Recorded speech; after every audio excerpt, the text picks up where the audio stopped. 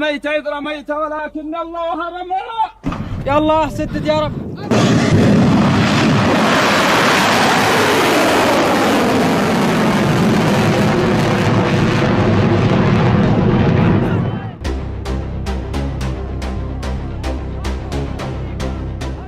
Ketika kita mendengar nama Iran, banyak orang langsung membayangkan sebuah negara di Timur Tengah dengan militer yang besar dan program rudalnya yang terkenal. Namun kekuatan Iran tidak hanya berada dalam perbatasannya sendiri. Selama puluhan tahun, Iran membangun sebuah jaringan kelompok bersenjata dan organisasi sekutu yang tersebar di berbagai negara. Jaringan inilah yang sering disebut sebagai Axis of Resistance atau poros perlawanan. Alih-alih mengirim tentaranya sendiri ke berbagai medan konflik, Iran lebih sering memperluas pengaruhnya melalui kelompok-kelompok yang memiliki kepentingan yang sama. Sebagian menerima bantuan dana, pelatihan militer, persenjataan, hingga dukungan politik. Sebagian lagi memiliki hubungan yang lebih longgar, tetapi tetap berada dalam orbit pengaruh Teheran. Jaringan ini membentang dari Lebanon, Palestina, Suriah, Irak, hingga Yaman. Masing-masing memiliki tujuan lokal yang berbeda, tetapi mereka sering dipandang sebagai bagian dari strategi regional Iran untuk menghadapi musuh-musuhnya, terutama Israel dan Amerika Serikat. Pertanyaannya adalah, siapa saja kelompok-kelompok tersebut, seberapa besar kekuatan mereka, dan apakah mereka benar-benar dikendalikan oleh Iran? Untuk memahaminya, kita harus melihat satu persatu kelompok yang selama ini dianggap sebagai proksi paling penting Iran di Timur Tengah.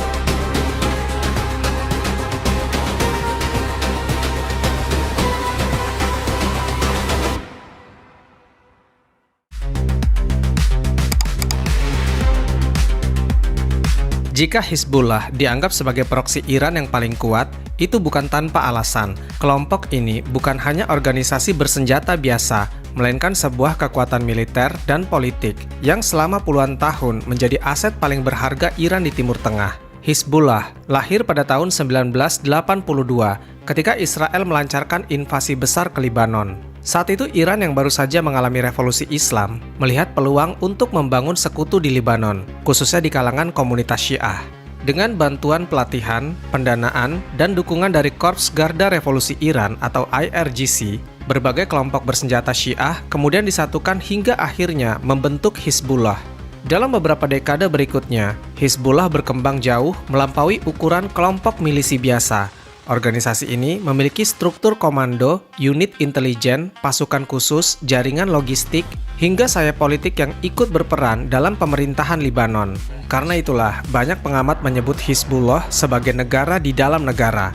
Dari sisi personil, berbagai estimasi menyebut Hizbullah memiliki puluhan ribu pejuang aktif serta cadangan yang jumlahnya bisa mencapai puluhan ribu orang lainnya. Angkanya pasti sulit diketahui karena organisasi ini sangat tertutup. Tetapi hampir semua lembaga intelijen sepakat bahwa Hizbullah merupakan kelompok non-negara dengan kemampuan militer paling besar di Timur Tengah. Kekuatan terbesar Hizbullah terletak pada arsenal rudalnya. Selama bertahun-tahun, Iran membantu kelompok ini membangun salah satu persediaan roket dan rudal terbesar yang dimiliki organisasi non-negara di dunia. Jumlahnya diperkirakan mencapai lebih dari 100.000 unit, mulai dari roket jarak pendek hingga rudal yang mampu menjangkau sebagian besar wilayah Israel. Selain itu, Hizbullah juga memiliki drone pengintai, drone serang, rudal anti-tank modern, rudal anti-kapal, sistem komunikasi militer yang canggih, hingga pasukan khusus yang dilatih untuk operasi lintas batas. Pengalaman tempur mereka juga jauh lebih besar dibanding sebagian besar kelompok proksi Iran lainnya. Pengalaman tersebut diperoleh dari berbagai konflik yang mereka ikuti. Pada tahun 2000, Hizbullah berhasil memaksa Israel menarik pasukannya dari Lebanon Selatan setelah pendudukannya selama hampir 2 dekade. 6 tahun kemudian, kelompok ini kembali berperang melawan Israel dalam Perang Lebanon 2006. Meski menghadapi salah satu militer terkuat di kawasan, Hizbullah mampu bertahan selama lebih dari sebulan dan meluncurkan ribuan roket ke wilayah Israel. Ketika Perang Saudara Suriah pecah pada tahun 2011, Hizbullah kembali terlibat secara aktif untuk membantu rezim Bashar al-Assad yang merupakan sekutu utama Iran. Ribuan pejuangnya diterjunkan ke medan perang dan memperoleh pengalaman bertempur dalam operasi perkotaan, perang gerilya, hingga operasi gabungan dengan militer reguler.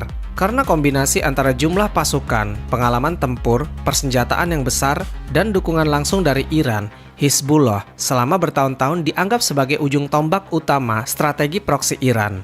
Tidak ada kelompok lain dalam jaringan Iran yang memiliki kemampuan militer selengkap dan sebesar Hizbullah.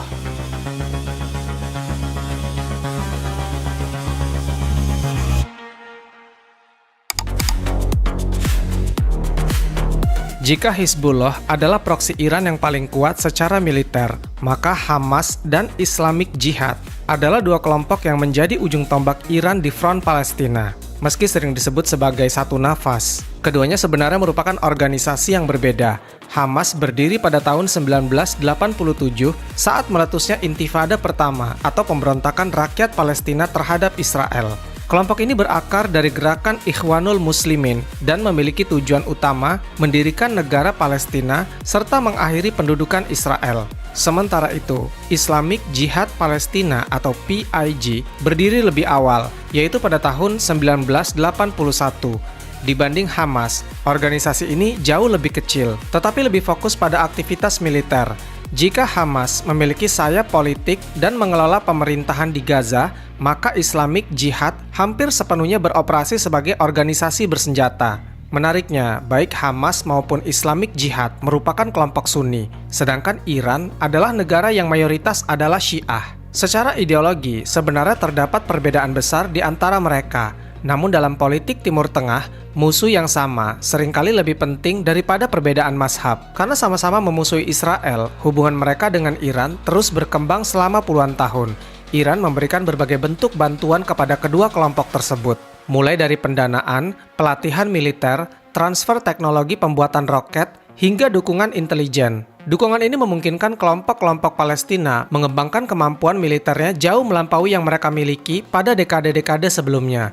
Kekuatan utama Hamas berada pada Brigade Izzuddin Al-Qassam, yaitu sayap militer yang memiliki puluhan ribu pejuang. Selain pasukan tempur, Hamas juga membangun jaringan terowongan bawah tanah yang sangat luas di jalur Gaza. Terowongan-terowongan ini digunakan untuk menyimpan senjata, memindahkan pasukan, hingga melindungi komando mereka dari serangan udara. Dalam hal persenjataan, Hamas memiliki jenis roket dengan jangkauan yang berbeda-beda. Sebagian diproduksi secara lokal, sementara yang lainnya dikembangkan dengan bantuan teknologi yang berasal dari luar Gaza. Selain roket, mereka juga mengoperasikan drone sederhana, rudal anti-tank, mortir, serta berbagai jenis senjata infanteri. Di sisi lain, Islamic Jihad memiliki kekuatan yang lebih kecil, tetapi dikenal sangat militan. Organisasi ini juga mengoperasikan roket, drone, rudal anti-tank, dan berbagai sistem persenjataan lainnya. Dalam banyak konflik, kelompok ini sering bertindak lebih agresif jika dibandingkan Hamas, karena tidak memiliki tanggung jawab administratif untuk mengelola wilayah Gaza. Selama puluhan tahun, kedua kelompok ini telah terlibat dalam berbagai konflik dengan Israel, mulai dari Intifada pertama, Intifada kedua, berbagai perang Gaza, hingga konflik-konflik yang terus berulang setiap beberapa tahun. Perhatian dunia terhadap Hamas meningkat drastis setelah serangan besar pada 7 Oktober 2023. Operasi tersebut menjadi salah satu serangan paling mengejutkan dalam sejarah konflik Israel-Palestina dan memicu perang besar di Gaza. Konflik yang menyusul kemudian mengubah keseimbangan kekuatan di kawasan serta menarik keterlibatan berbagai kelompok proksi Iran lainnya. Meski Hamas dan Islamic Jihad tidak memiliki kekuatan sebesar Hizbullah, keduanya tetap menjadi bagian penting dari jaringan proksi Iran. Kehadiran mereka membuat Iran memiliki pengaruh langsung di salah satu wilayah konflik paling sensitif di dunia, yaitu Palestina dan Israel.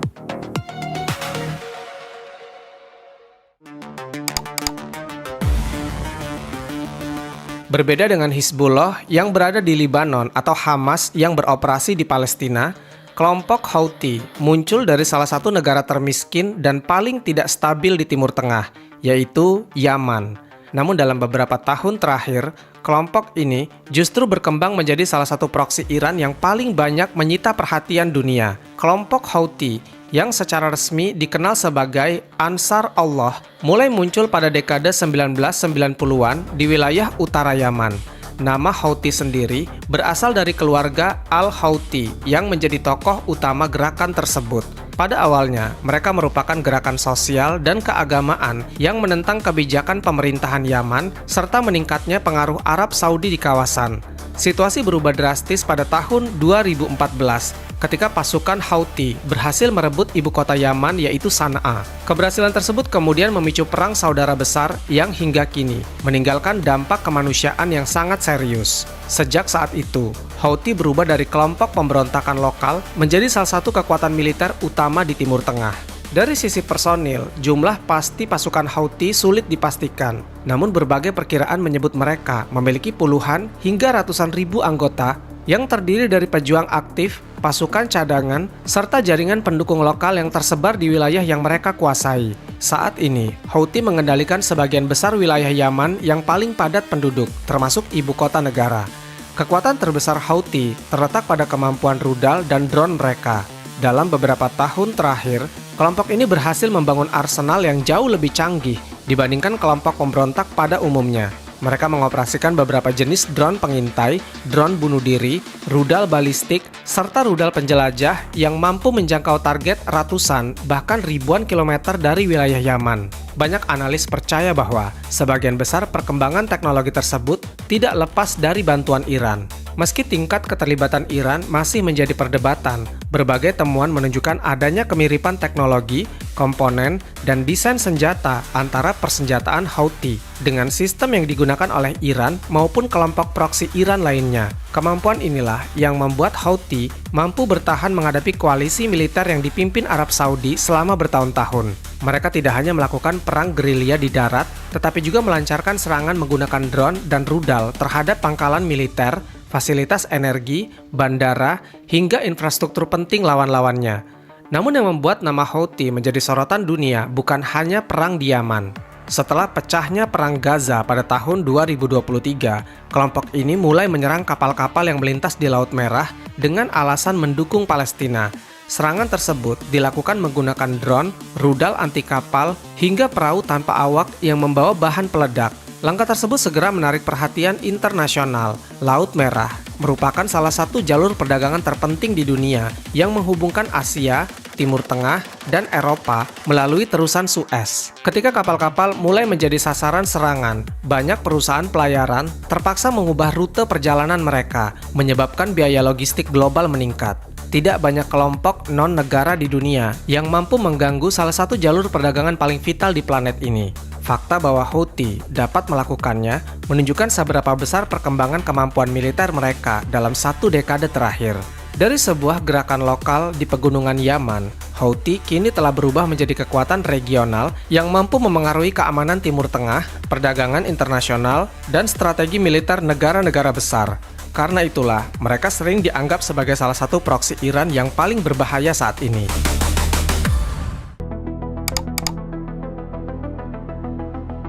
Jika Hizbullah adalah aset Iran di Lebanon dan Houthi adalah alat tekan Iran di semenanjung Arab, maka Irak bisa dianggap sebagai wilayah yang paling penting bagi strategi regional Iran. Selain berbatasan langsung dengan Iran, negara ini juga menjadi jalur darat yang menghubungkan Teheran dengan Suriah dan Lebanon. Karena itulah, Iran berusaha membangun pengaruh yang sangat kuat di Irak, termasuk melalui berbagai kelompok milisi Syiah. Sebagian besar kelompok ini muncul setelah invasi Amerika Serikat ke Irak pada tahun 2003. Jatuhnya rezim Saddam Hussein menciptakan kekosongan kekuasaan yang kemudian dimanfaatkan oleh berbagai kelompok bersenjata untuk memperluas pengaruh mereka. Di tengah situasi tersebut, Iran mulai membangun hubungan dengan banyak organisasi Syiah yang memiliki kedekatan ideologis maupun politik dengan Teheran. Beberapa kelompok yang paling terkenal antara lain Kataib Hizbullah, Asaib al-Haq, Harakat Hizbullah al-Nujabah, dan Badr Organization. Masing-masing memiliki struktur kepemimpinan sendiri, tetapi semuanya dikenal memiliki hubungan dekat dengan Iran dan sering dianggap sebagai bagian dari jaringan proksi Iran di Irak. Pengaruh kelompok-kelompok ini semakin besar setelah kemunculan ISIS pada tahun 2014. Ketika pasukan Irak mengalami kekalahan di berbagai wilayah, puluhan kelompok milisi kemudian bergabung dalam sebuah payung organisasi yang dikenal sebagai Popular Mobilization Forces atau PMF. Tujuannya adalah membantu pemerintah Irak melawan ISIS yang saat itu menguasai sebagian besar wilayah negara tersebut. Perang melawan ISIS menjadi titik balik yang sangat penting. Banyak milisi Syiah memperoleh pengalaman tempur yang luas, mulai dari operasi perkotaan, perang gerilya, hingga operasi militer skala besar bersama angkatan bersenjata Irak. Setelah ISIS berhasil dipukul mundur, kelompok-kelompok ini justru menjadi semakin kuat baik secara militer maupun politik. Dari sisi jumlah personil, kekuatan gabungan milisi-milisi pro-Iran di Irak diperkirakan mencapai puluhan hingga lebih dari ratusan ribu anggota. Sebagian bahkan secara resmi masuk ke dalam struktur keamanan negara melalui PMF, sehingga memiliki akses terhadap sumber daya, pelatihan, dan dukungan logistik yang lebih besar dibanding banyak kelompok bersenjata lainnya di kawasan. Dalam hal persenjataan, mereka mengoperasikan berbagai jenis senjata, mulai dari senapan infanteri, kendaraan lapis baja, artileri, roket, hingga drone. Beberapa kelompok juga dituduh memiliki rudal jarak menengah yang mampu mengancam pangkalan militer Amerika Serikat maupun target-target lain di kawasan. Hubungan mereka dengan Iran tidak hanya terbatas pada dukungan politik. Selama bertahun-tahun, banyak komandan milisi Irak menerima pelatihan dari pasukan Quds, yaitu unit elit IRGC yang bertanggung jawab mengelola operasi luar negeri Iran. Kedekatan inilah yang membuat kelompok-kelompok tersebut sering bertindak sejalan dengan kepentingan strategis Teheran. Setelah berperang melawan ISIS, berbagai milisi ini juga beberapa kali terlibat dalam serangan terhadap pangkalan militer Amerika Serikat di Irak dan Suriah. Ketegangan tersebut semakin meningkat setelah terbunuhnya komandan pasukan Quds Iran, yaitu Jenderal Qasim Soleimani pada tahun 2020. Sejak saat itu, berbagai kelompok pro-Iran di Irak berulang kali menyatakan keinginan untuk mengurangi atau mengakhiri kehadiran militer Amerika di kawasan. Yang membuat milisi Irak berbeda dari banyak proksi Iran lainnya adalah posisi mereka yang berada tepat di jantung Timur Tengah. Mereka menguasai wilayah yang menghubungkan Iran dengan Suriah dan Lebanon, menjadikan Irak sebagai salah satu mata rantai terpenting dalam jaringan pengaruh regional Iran. Tanpa kelompok-kelompok ini, Iran akan jauh lebih sulit mempertahankan jalur logistik dan pengaruhnya di kawasan. Karena itulah, meskipun tidak setenar Hizbullah atau Houthi di media internasional, milisi Syiah Irak tetap menjadi salah satu pilar utama dalam strategi proksi Iran di Timur Tengah.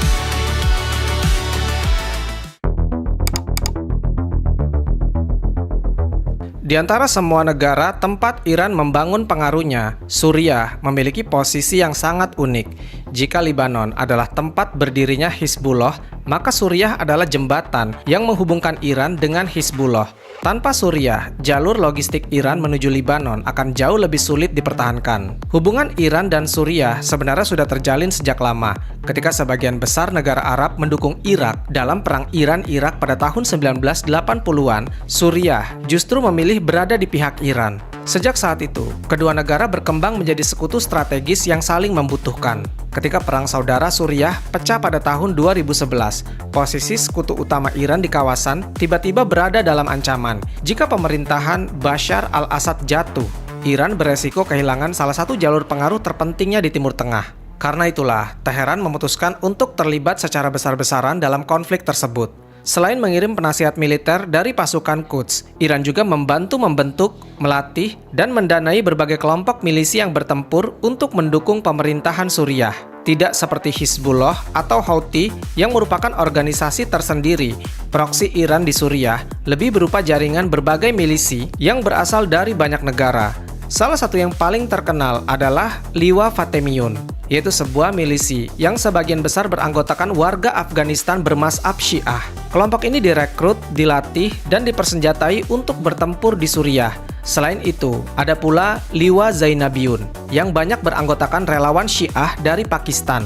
Di samping dua kelompok tersebut, Iran juga membangun dan mendukung berbagai milisi lokal Suriah yang bertugas menjaga wilayah-wilayah penting, melindungi jalur logistik, serta membantu operasi militer pemerintah Suriah. Jika digabungkan, jumlah pejuang yang pernah berada di bawah jaringan milisi pro-Iran di Suriah mencapai puluhan ribu orang selama puncak perang berlangsung. Persenjataan mereka umumnya terdiri dari senjata infanteri, kendaraan lapis baja, artileri, drone pengintai, serta berbagai sistem roket yang digunakan selama perang.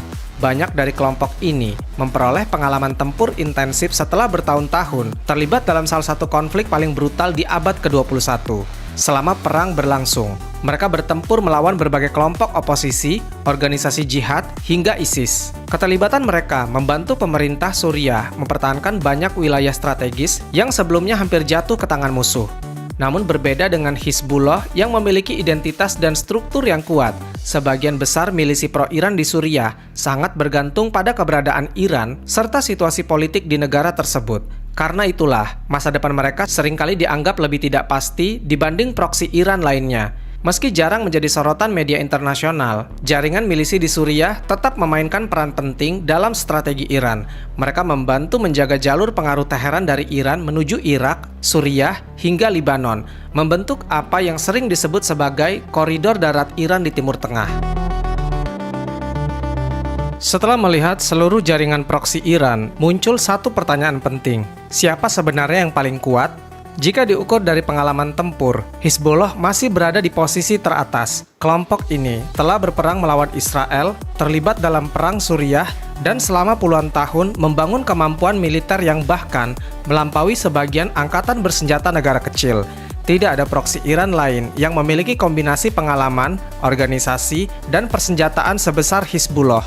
Jika diukur dari kemampuan mengganggu ekonomi global, maka Houthi mungkin menjadi yang paling menonjol. Dengan rudal dan drone yang mereka miliki, kelompok ini mampu mengancam jalur perdagangan internasional di Laut Merah, sesuatu yang bahkan tidak mampu dilakukan banyak negara.